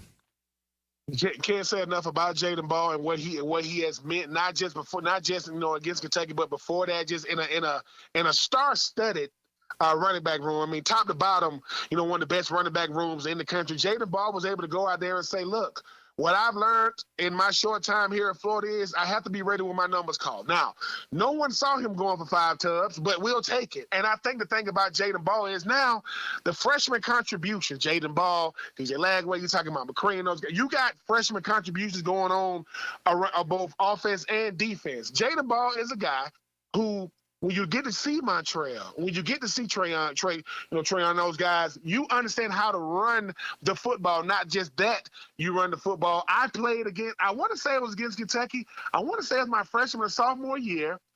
Jesse Palmer had like 5 rushing touchdowns. Now, no one's going to remember me for my blocking any day of the week, Ryan. I would tell people that, but we was doing some blocking that day. I appreciate that Jaden Baugh realizes, man, when I'm at my best, I can play this type of football. But we're gonna need him moving forward. You mentioned Georgia, Texas, LSU, Ole Miss. If you think you're gonna slide up against those guys and just beat them through the air without a steady running game, it's gonna be a long day. But I like that Jaden Baugh is building confidence, because he definitely gonna need it too with them boys with some big time games coming up. A couple of more for former Gator All-American tight end Ben Troop. Ben, Florida comes in Georgia comes in top 5 in America, probably coming off their best game and beating Texas, really wiping the floor with Texas, albeit the officials tried to take the game from Georgia. I still think that was one of the most ridiculous things I've ever seen in my life. And Georgia just used that as motivation to continue the beatdown of Texas there in Austin. And now Georgia comes in, all the confidence in the world. What does Florida need to do? I won't even ask you what they need to do to win, because I don't think anybody's really going to pick them to win. What do they need to do to keep it close, for it to be a game and have a chance to win in the fourth quarter? They're gonna have to play mistake-free football. And when I say mistake-free, you can't give Georgia opportunities. You can't give the ball. The offense, Florida's offense cannot give the ball over to Georgia. And if you Florida, look, man, you got to punch back. I think sometimes when you play a Georgia team, we get caught up in, the final score, or, what you didn't do. What Georgia did against Texas, showing Texas, man, listen, man, we beat people up. We come into a game and say, all right, we're going to get away all this pretty stuff. We just going to beat you up. For Georgia, for Florida, man, you got to be able to take a punch. You got to be able to deliver one. You got to be, because Georgia going to punch you for 4 quarters. Florida, we forget, Georgia lost to Alabama, but Georgia came back. Georgia came back and was winning that game, but then Ryan Williams showed you why he is who he is, right? I think for Florida, to have a puncher's chance, you got to punch back. And I say that saying Georgia gets away from the cuteness and just plays old school smash mouth football. Because just like I know, Ryan, most teams don't want to do that. They want to sit back in that. They want to sit back, they want to sit back and shotgun and spread and hope they can make plays. Georgia going to say, nope, we're going to force you to play us for 4 quarters because we ain't going to let off the gas. So if Florida want to have a shot, they got to be willing to come out there and get bloody. They got to be willing to come out there and get grimy because I knew that when Georgia played Texas did not get welcome to the SEC, and Georgia said, this is what SEC football is like because we don't care who you beat. If you can't beat us, you can't win. So for Florida, go out there and punch back and see what, listen, see how you're looking in the fourth quarter because if you got a shot in the fourth, you got a shot. Ben, as an alum of the school, as a former All-American, what are you honestly hoping to see? What's your expectation? How close does Florida need to keep it for you to be okay with Billy Napier after Saturday? It's got to look like a real college football game come the fourth quarter. It can't look like Miami, Florida. It can't look like Florida, Texas A&M. You're not that team, but it wasn't playing Georgia either. You got to look like, I remember back when Dan Mullen lost to Georgia, and they say, well, how far is Florida away? And I think they lost by 14 points away, and people laughed at them. That was 2019. They won in 2020. Now, I'm not saying that's going to happen in 2024. I'm saying Florida got to show improvement every single quarter, and you cannot and will not let DJ Lagway be your scapegoat because he's a freshman. He's starting, no excuses. I want Florida to look competitive in the fourth quarter, and I can live with the result because beating Georgia these days is a very, very seldom thing, as you know, Ryan. But I'd rather Florida. Listen, I'd rather Florida look like a team that came to compete than look like a Texas team that thought they was going to beat Georgia because, they was undefeated. I want Florida to go out there and show what they've shown the last couple of weeks, and that's the willingness to go out there and compete for 4 quarters. Final moments with Ben Troop. Ben, quickly to the NFL. The silver lining in Jacksonville amidst this horrific season the Jaguars are having is at least your Tennessee Titans are terrible too. You could legitimately argue that Tennessee and Jacksonville are 2 of the bottom 5 teams in football. As awful as it's been for us, it's equally as bad, if not worse, in Nashville. I mean, what a disaster for both the Titans and the Jaguars. The Titans and I say this as humbly as I can, the Titans are the worst team in football. And I know people going to say, what about the Panthers? What about them? If the Panthers play the Titans, I got the Panthers with it. What about the Jets? What about them? For me, at least with the Jags are being competitive. They lost to a Green Bay team. That's a good team. The thing about the Titans is, at least with the Jags bring in good talent and they develop that talent. If you good for the Titans, they're going to trade you. Derrick Henry, gone. Kevin Byard, gone. A.J. Brown, gone. Right? And I think the thing is, when you start asking the Titans, what's the point of having all this money in the offseason, Rand, if you're not going to put it towards, if your best 2 options at quarterback are Mason Rudolph and Will Levis? And guess what? I believe the worst quarterback in the AFC South don't play for the Titans. Unfortunately, he plays for the Colts. And his name is Anthony Richardson. It's hard for me to say. And guess what? I believe if the Colts play the Titans today, they will win. Jacksonville is going to make it competitive down the stretch. I think right now, Shadur Sanders, people talking about where he's going to go. He's going to have to get used to Central Time playing for a Titans team that need more than a quarterback. But I see him being a Titan before I see him being anything else. And I don't know how Deion Sanders is going to feel about that, but Shadur Sanders is going to be wearing two-tone blue if the Titans have anything to say about it. Well, that's wild. And to think Tennessee might have traded away their best quarterback. Malik Willis came in here on Sunday and beat the Jaguars. He beat Tennessee earlier this year. He's kind of had a resurgence there in Green Bay with the injuries to Jordan Love. Ben, final question. The Jaguars have lost 4 games in the last 30 seconds, 2 games literally on the last play of the game. Doug Peterson used the word devastated in the post-game press conference on Sunday. The team is devastated. He also used heartbroken. Those are bad words to use, knowing you got 9 games left. Christian Kirk reportedly is out for the year. I mean, this thing could fall off the rails, could it not? It could. And I think the thing about Doug Peterson, man, he better be very, very careful about the words he's using because all eyes are on him. I know everybody talking about, the Jets already got rid of their coach. Was Doug Peterson was to come in and not just get your quarterback ready, but get your entire team ready with that debacle that happened with Urban Meyer. You don't want to use words like that because you still got time to try to find a way to get it right. If I am the Jacksonville Jaguars, on offense, his first name is Evan, his last name is Ingram. Get him the ball and get it to him often, and hopefully you can make some plays because I think the thing about a guy like Trevor Lawrence, it's fair and unfair criticism when you get as much money that he's got, but fair or unfair, he got to go out there and get it done, and you got a defense that's good enough to win games, but them last second games are going to be devastating, but I think this AFC South is still wide open. I like the Texans to still win it. The Titans don't really care about winning football, and the Colts still got Anthony Richardson. The Jaguars still got a shot with the rest of the season on the line. Ben Troop, former All-American tight end at the University of Florida. Ben, enjoy Florida, Georgia. Best of luck to your Titans in the next couple of weeks, buddy. We'll talk again soon. Ryan, it's always a pleasure being on with you, man. Anytime you need me, I'm there.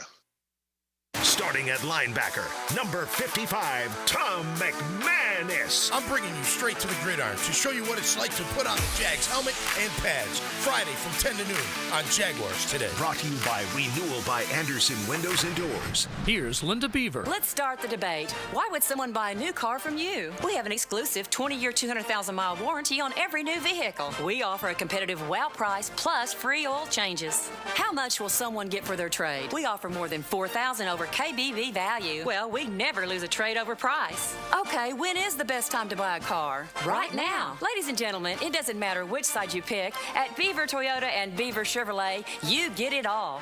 Let us show you why we're the winning vote.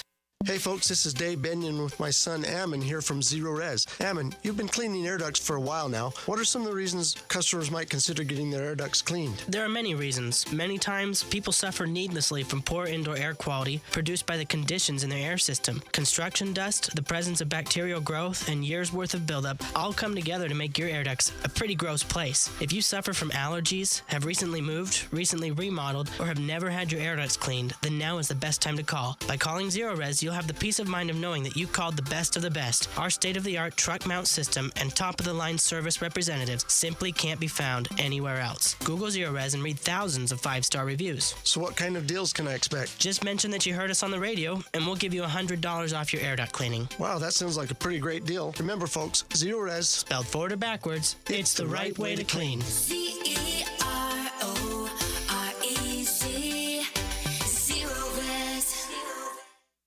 It's Angela and Brian Wall. How many companies do you know in this day and age that actually want their potential customers to call their competition and get quotes from them?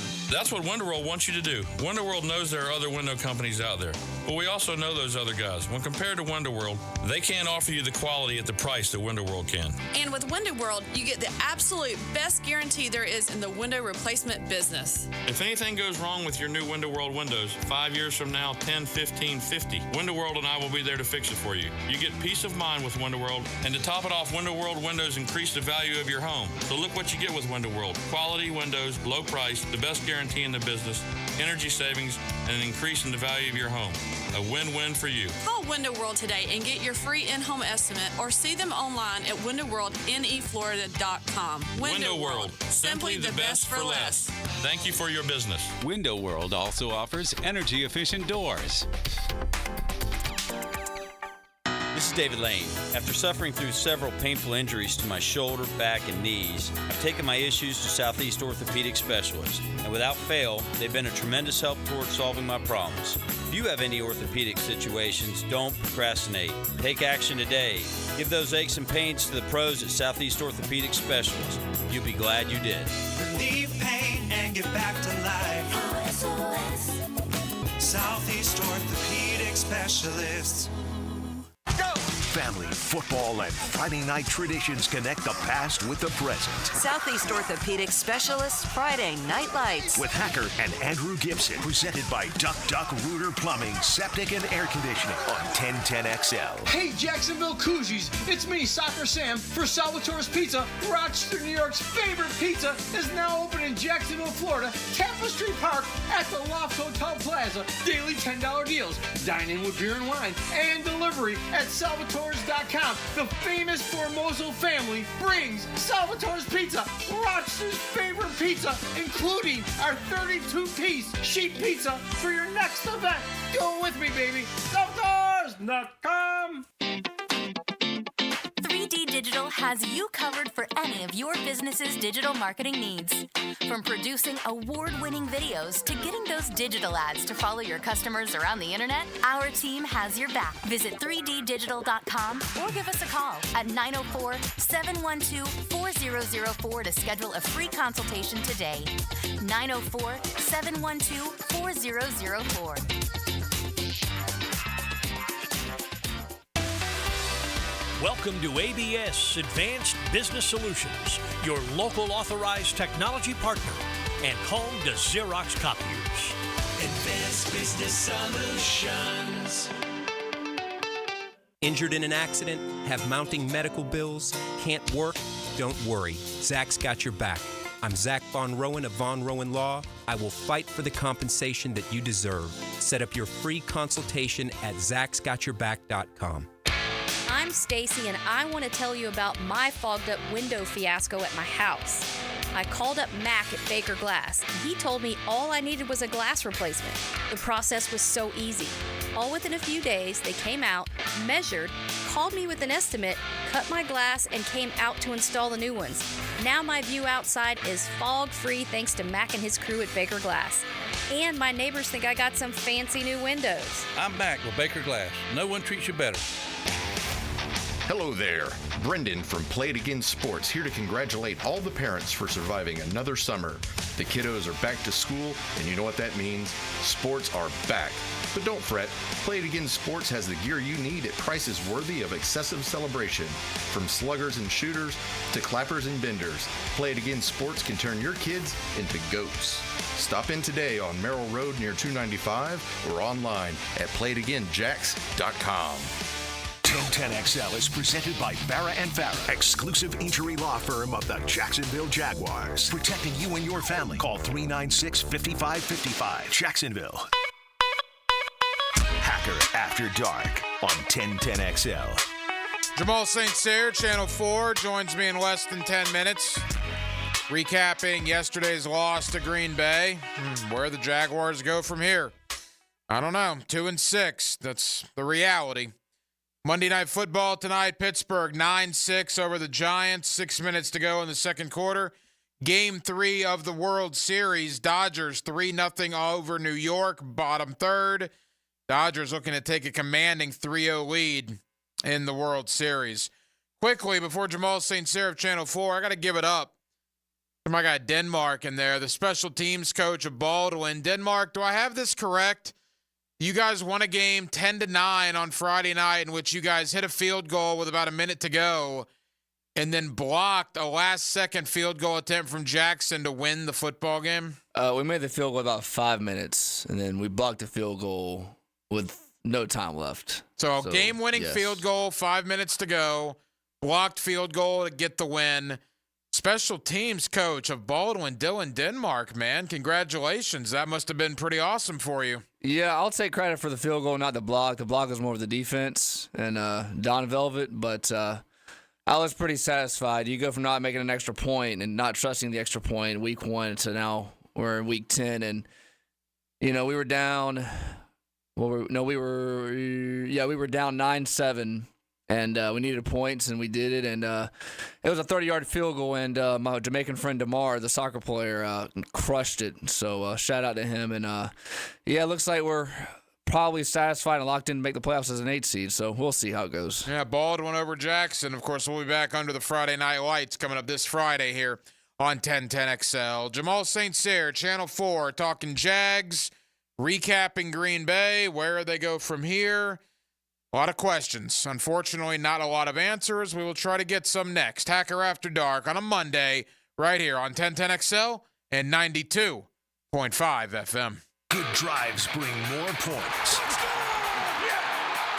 Randy Marion Cadillac of Jacksonville brings you the drive of the game. Great job. On 1010XL. Drive to the game in luxury with Randy Marion Cadillac of Jacksonville. Hacker here. And guys, the countdown is over. I didn't just hit the 100-pound mark. I blew past it thanks to Awaken 180 weight loss. 107 pounds gone just like that. More weight than a quarter keg of beer. Speaking of beer, here's where it gets fun. We're throwing a big celebration at Mr. Chubby's Wings in Ponte Vedra Beach. Yeah, you heard that right. A weight loss party at Mr. Chubby's. The irony's juicier than their wings, but here's the thing. I can celebrate at Mr. Chubby's and still keep the pounds off. If you didn't know, yes, wings are still on the menu while losing weight with Awaken 180 weight loss. Join me in 1010XL on November 9th for the Florida and Texas game, and you could win a spot at my table. Food is included. There'll be ticket giveaways and more for the celebration. If I can shed a whole Mr. Chubby and still throw a party at one, what's holding you back? Call Awaken 180, 844-346-1800, or hit up awaken180weightloss.com, and let's get it done. SportsForecaster.com has all the data you need to project tomorrow's winners. Register for free and track the performance of all your favorite players and teams, including all your fantasy team picks and prospects. Sports Forecaster has the most detailed player profiles on the web, precise depth charts, every transaction, every injury, every news update. No ranting or raving, no preening or barstool bluster. At SportsForecaster.com, you get the timely info you need for every game. SportsForecaster.com. Sign up for free today. Ready to sharpen your aim or find the perfect firearm? Come to St. Nicholas Guns and Range for our White Tag sales event. Up to 20% off all White Tag firearms all October with a huge selection of guns, ammo, and gear, plus Jacksonville's best indoor range for every skill level. They've got what you need to hit your target. If you're a pro or just starting, their friendly experts will guide you at 4630 Blanding Boulevard or online at stnickguns.com. St. Nicholas Guns and Range, gear up, shoot a lot, shoot better. Brackish Vodka, the official vodka of UNF Athletics, 100% made in Jacksonville, is available at all local liquor stores. Visit Browdy's, Total Wine, ABC, Shores, Golden, Sahara's, Golden Ox, and more. Drink our gluten-free San Francisco Spirit award-winning vodka and see why it's the smoothest vodka you can buy. When you drink Brackish Vodka, you support all of our local employees and all the money stays in Jacksonville. Drink Brackish Vodka and live life slightly salty. Proud partner of the Jaguars. Get closer to nature. Trying to get close to these bucks out here. Jeff Lageman, Captain Kevin Favor, and Captain Kirk Walls. The Nimnicht Outdoor Show. Presented by Duck Duck Rooter Plumbing, Septic, and Air Conditioning. Saturday morning 7 to 10 on 1010XL. If you're looking for custom metalwork, look no further than Superior Fence and Rail. Whether it's custom railing, shade structures, or custom entry gates, their expert team controls the turnkey process. From CAD design and raw metal to powder-coated finish and expert installation. When you choose Superior Fence and Rail for your custom metal project, you get a project that's, well, superior. So get off the fence and call Superior Fence and Rail today. Find your why with membership at the First Coast YMCA. The Y has something for everyone at any age. Come try free access to your local Y every Wellness Wednesday this month. Check out our fitness classes, swimming, pickleball, youth sports, and so much more for free every Wednesday in October. Plus, we'll waive the join fee when you become a member this month. Get active, be social, live healthier, and discover all the benefits of YMCA membership at your local Y or visit fcymca.org. Who has scored the most touchdowns in NFL history? Is your home your most valuable asset? It is for most of us, and Southern Oak Insurance recommends an annual review. Log on to southernoak.com for more information. Our family protecting yours. Southern Oak Insurance. San Francisco wide receiver Jerry Rice has scored 208 touchdowns in his NFL career, 33 more than Emmitt Smith. Southern Oak Insurance. Our family protecting yours. The Florida Theater welcomes the remarkable Luis Elizondo November 8th, the former head of the Pentagon's UFO program and a #1 New York Times bestseller, shares his incredible insights into the unexplained. Dive deep into the mysteries of the universe and explore the truth behind UFOs like never before. It's your chance to experience a captivating evening filled with intrigue and discovery. Luis Elizondo, November 8th. Get your tickets today at floridatheater.com. Bull riding. The perfect fusion of strength, skill, and pure willpower. Professional bull riders aren't just athletes. They're daredevils with cowboy souls. Come experience the true modern West, where 8 seconds of glory will create a lifetime of memories. It's the Michelob Ultra PBR Jacksonville at ViStar Veterans Memorial Arena, February 22nd and 23rd. Tickets available at Ticketmaster.com and PBR.com. Hold on tight. The ride of your life is about to begin. Big Sur's here. My cigars are back in stock at Island Girl Gate Parkway. Buy a box and I will autograph it for you. Island Girl Gate Parkway is the place to enjoy a great cigar selection, a full bar, enjoy a daily happy hour from noon to 7 and all day Sunday. Enjoy college and NFL games from noon to 6. When you buy 5 cigars, you get 1 free. Plus, live music Friday and Saturday nights. For upcoming events, follow Island Girl Gate Parkway on Instagram and Facebook at islandgirl.gateparkway. 1010XL is presented by Farah & Farah, exclusive injury law firm of the Jacksonville Jaguars. Protecting you and your family. Call 396-5555. Jacksonville. Now, another great guest on the Garber Auto Mall phone line. Hello. We can wiggle it. Back here on 1010XL at 92.5 FM in the city of Jacksonville. We are glad you are with us. The Jaguars and the Eagles this Sunday, 4 o'clock. Of course, you'll hear the game right here on 1010XL. And look, the reality is the Jaguars are 2-6, and it felt like the last straw against Green Bay. That's kind of the vibe I've had really this week since that loss. The last gasp, if you will. Now the Jags at 2-6, all sorts of injury problems. And where do they go from here? There's still 9 games to go, and what can really be accomplished at this point? Let's talk about all of it with Jamal St. Cyr of Channel 4, always kind enough to join us here on Hacker After Dark. Jamal, how we doing? I'm doing great, Hacker. Appreciate you having me on, man. Hey, Jamal, thank you as always. You know, what's your thought on that? To me, last straw, last gas, whatever verbiage you want to call it, that's kind of what it felt like in that loss to Green Bay. They put so much in to get back in that game amidst all the injuries and still losing in heartbreaking fashion. Doug Peterson used the word devastated after the game, and it's just like, I don't know where they go from here, but I know what I don't like is that going to Philadelphia is probably not a good recipe this Sunday. Look, I mean, sure, you can hold out hope if you'd like to, but I mean, I think you can go ahead and flush it. I think we saw this team without Christian Kirk last year, and sure, Christian wasn't having his best season as a pro this year, but what they really lose is the leadership on the field, the leadership in the locker room, the teammate that he is, the consistent guy and consistent voice in the huddle and in that locker room. That's what they're losing with that injury. We saw it last year. Christian Kirk got hurt. They were in the middle of a game, and it went downhill from there the rest of the way. I don't expect much different this season. I mean, as the injuries have really piled up for this team. And look, honestly, I think they started to kind of tell you what it was. Evan Ingram talked after the game. I talked to some of the guys in the locker room on Sunday after the game, and they said Evan's message to the team in the huddle in the locker room was, throw the record out the window. What legacy do you want to leave? That's not a team that's holding out hope for making some sort of miracle run toward the playoff. That's a team that said, look, we're playing for pride the rest of the way, guys. Like, let's just go win a couple of games. So I think that's the point they're at. And I think we have to be kind of realistic about that and start looking forward to, okay, what does this mean for the future of this team? Who's rebuilding it? Should it be Doug? Should it be Trent? What players are part of the core? And shucks, at this point, I think we're starting to check Tankathon to see where they're picking in the draft. I already did. They're number 5 as it stands right now. I did it earlier this week. Jamal St. Cyr of Channel 4. All right, there's a lot to dive into. Let's begin with Christian Kirk. 2 years in a row, a season-ending injury, just brutal. and I hate to be that guy, but the question needs to be asked. I mean, has he played his final game in a Jaguar uniform? I don't think so, because let's think about this. Let's just say the future of this team, right, Hacker? All right, let's say you were going to move Christian Kirk, and I make the same argument about the trade rumors that were swirling about them moving on from Christian Kirk. All right, you say Brian Thomas Jr. is your one, right? I think everybody probably pretty much consensus on that. Okay, who's your two?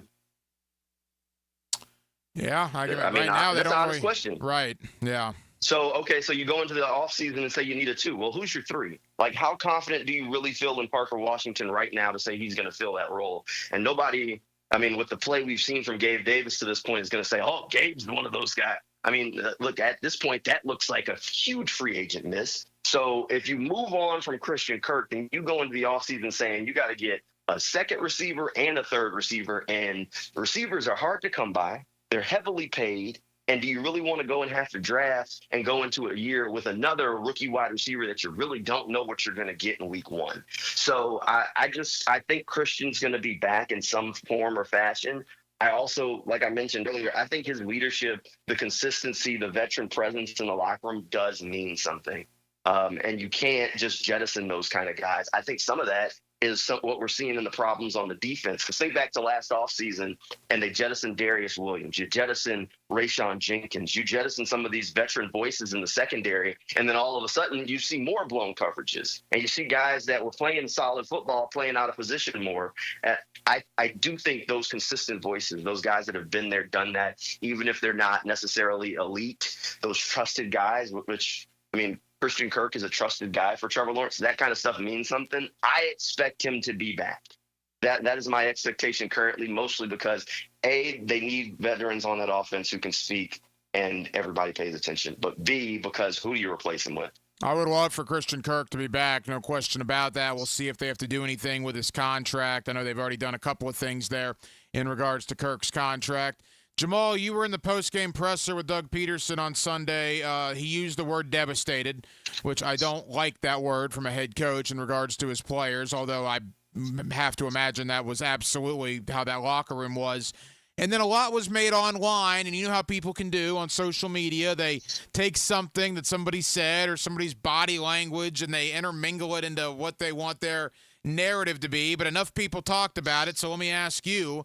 The question was asked about Trevor and that final drive and tying the game to Doug Peterson. And instead of praising Trevor, Doug Peterson talked about the backup wide receivers and the two tight ends. He really didn't answer the question in regards to Trevor. And yet that blew up online. Did you read anything into that, or are people just trying to make something up that wasn't there? Well, I think people are trying to make something out of nothing with that one, honestly. I've seen it. I'd ignore it. Overall, look, Doug Peterson supports Trevor.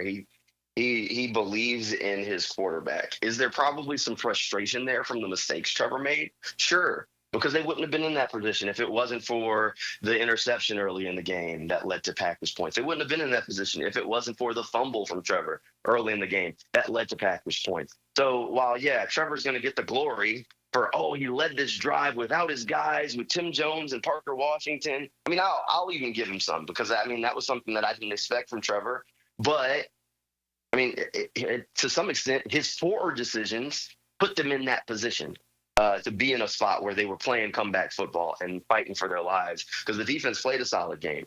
But Trevor gave up a short field twice, and the Packers got points off of it. So, yeah, I think I understand where he's coming from. It's probably like, yeah, Trevor played well on that drive. But let's give props to the other guys, because overall, Trevor's kind of the guy that put them in that position where they had to be in that spot late in the game. Jamal St. Cyr of Channel 4. You know, Jamal, they just can't win close games, man. And you say, well, Indianapolis. Yeah, well, keep in mind, that was a 2-touchdown game with 5 minutes to go, and Jacksonville's defense blew that. So they won a close game in spite of themselves because their defense blew a 14-point lead with 5 minutes to go. I mean, you think about Houston. You think about Green Bay on Sunday. You obviously think about Miami. You think about Cleveland. Go back last year. Houston at home, Kansas City at home, Baltimore at home, Cincinnati at home. Notice I'm saying a lot of home games, which we'll get to that in a moment too. Tennessee on the road. People talk about good teams find ways to win, bad teams find ways to lose, learning how to win. Whatever you want to describe it as, The Jaguars don't have that in their fabric right now because when a game is on the line, 9 times out of 10, they're going to lose that football game, and that's unbelievably frustrating. So this one, to me, was a little different, right, Hacker?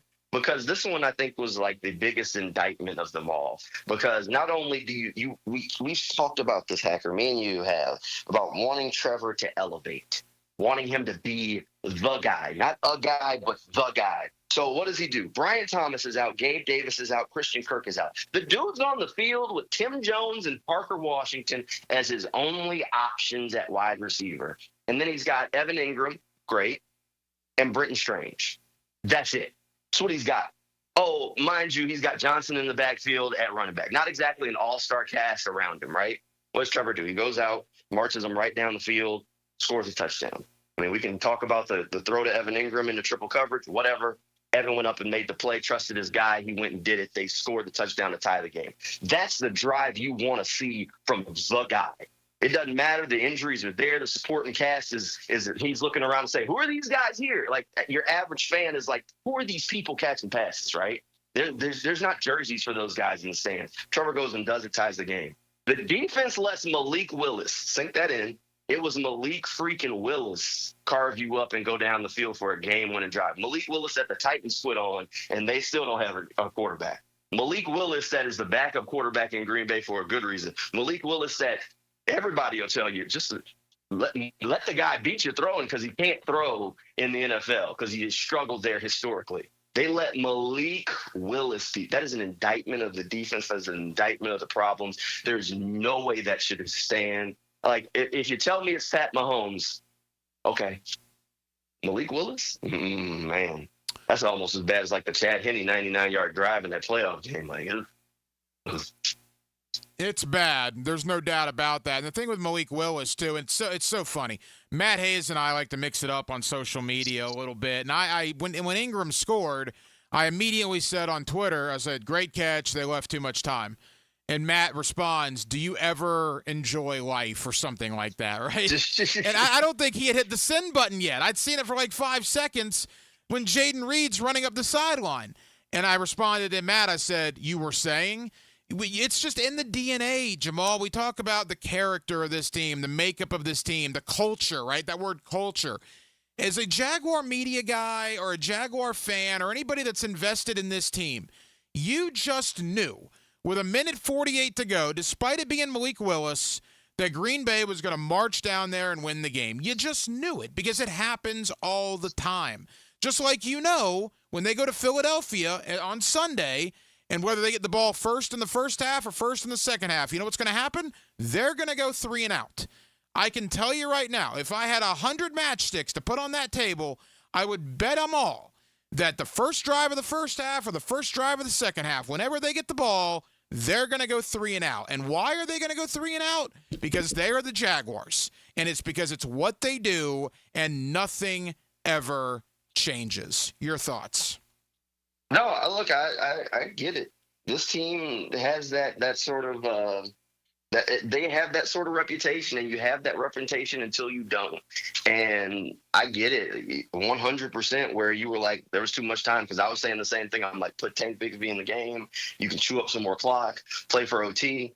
I'm sure Doug's sitting there thinking, look, we can get a stop against Malik Willis, right? Get it back.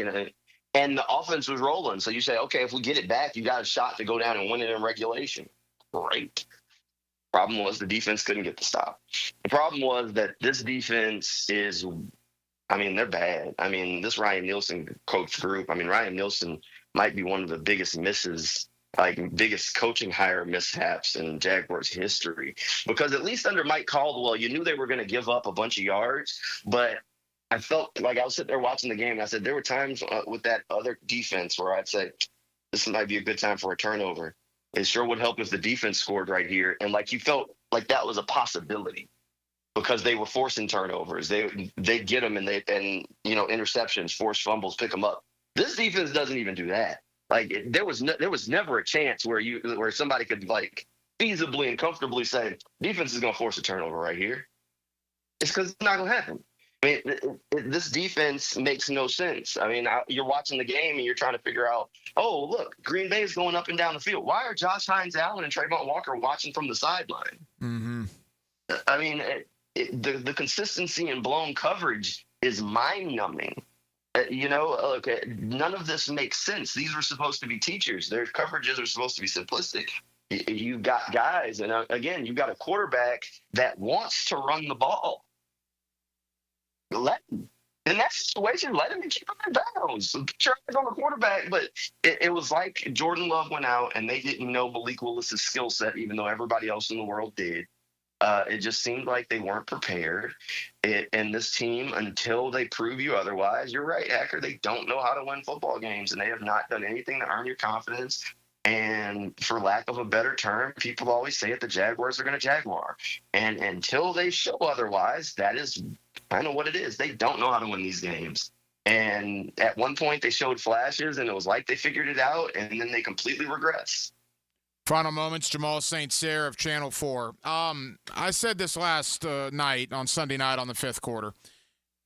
I don't think Doug's going to get fired in the next couple of weeks. I think if I had to guess if he was going to get fired this year, I think if they lose to Philadelphia, Minnesota, and Detroit, he gets fired the Monday after Detroit. At that point, you'd be 2-9, and obviously the season is already over, but it would officially be over at that point.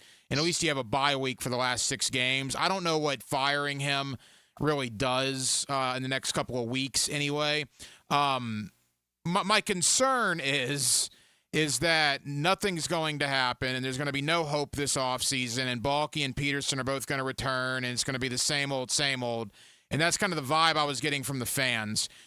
Do you think that there's any hope left in salvaging Doug and or Trent's job and winning some games and resembling like an NFL team, or is this thing going to go off the rails in the next couple of weeks? Salvaging their job in my eyes or Shad's eyes, because the answers are different. Yeah. Because to me, I think the two of them have dug their hole and it's time. I 100% think that look, it is what it is. Trent has done some good things on the roster, but he's done enough bad things that it's time to move on.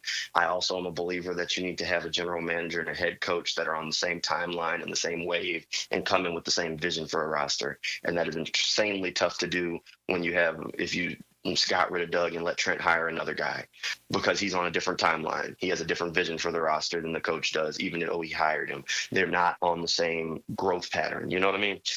In Shad's eyes, I could 100% see him being more patient. I'm not on board. I don't think he's going to make changes before the end of the season. I think he sees that as blood for blood's sake.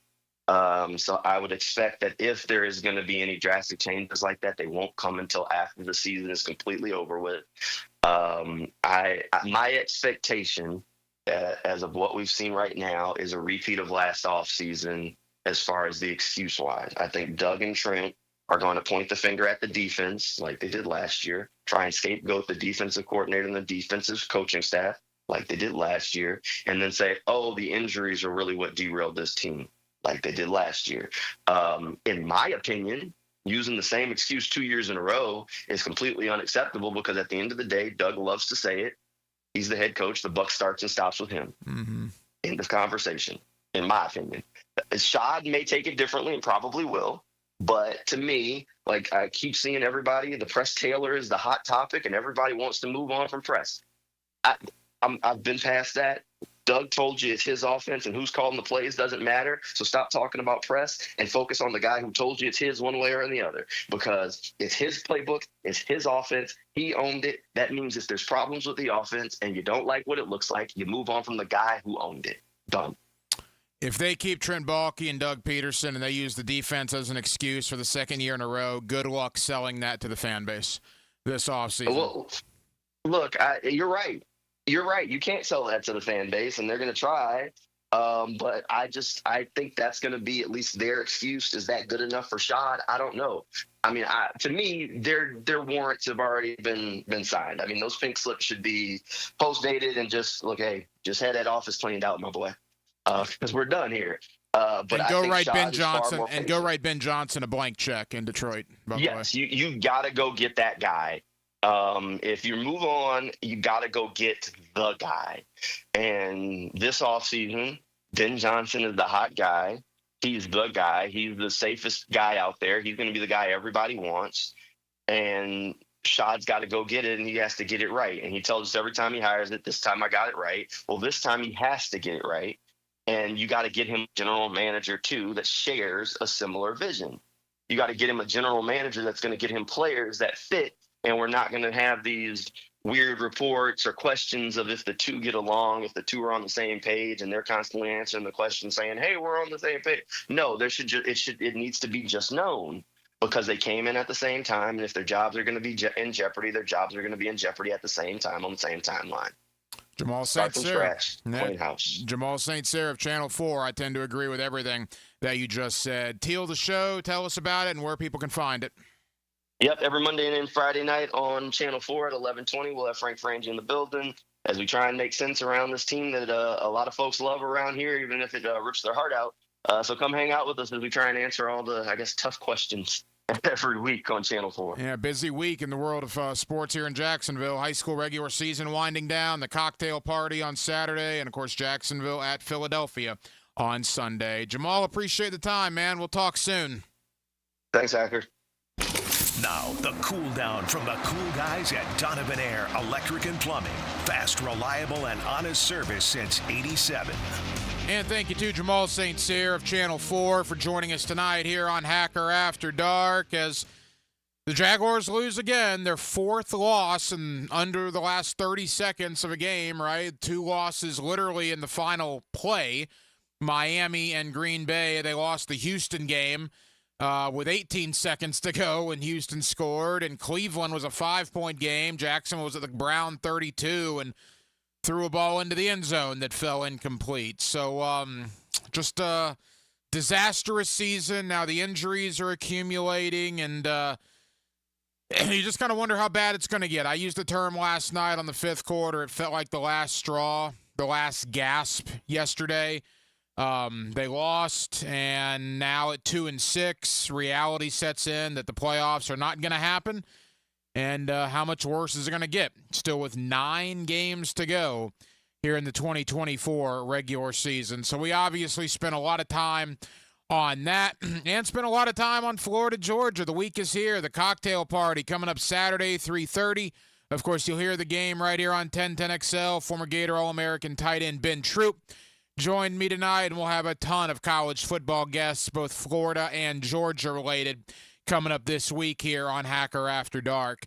Well, that will just about do it for what has been a very busy Monday night edition. We have a ton of people to thank for tonight's broadcast. Again, thank you to Jamal St. Cyr of Channel 4. As I mentioned, Ben Troop, former All-American tight end at the University of Florida, joined me tonight to preview the Gators and the Bulldogs. And thank you to Jason Cole. Back in hour number 1, he's covered the NFL for years.